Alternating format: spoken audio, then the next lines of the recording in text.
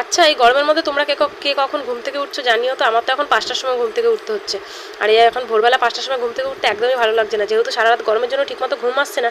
আর ভোরবেলা যখন ঘুম আসছে তখনই উঠে পড়তে হচ্ছে। তার কারণ হচ্ছে বর যেহেতু এখন একটু তাড়াতাড়ি কাজে বেরিয়ে যাচ্ছে গরমের জন্য, যাতে একটু তাড়াতাড়ি বাড়ি ফিরতে পারে, তো তাই এখন এই যে তাড়াতাড়ি উঠতে হয়। আর উঠেই দেখো সব জামাকাপড়গুলো ভাঁজ করে নিচ্ছিলাম, এগুলো সব আগের দিনের জামাকাপড়।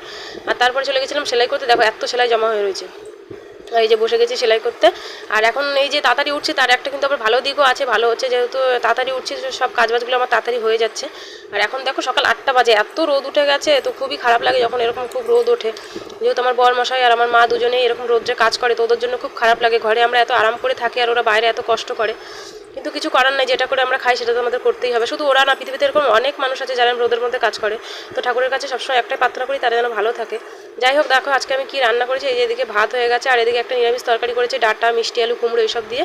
আর করেছিলাম একটু টক ডাল, আর করেছি একটু এই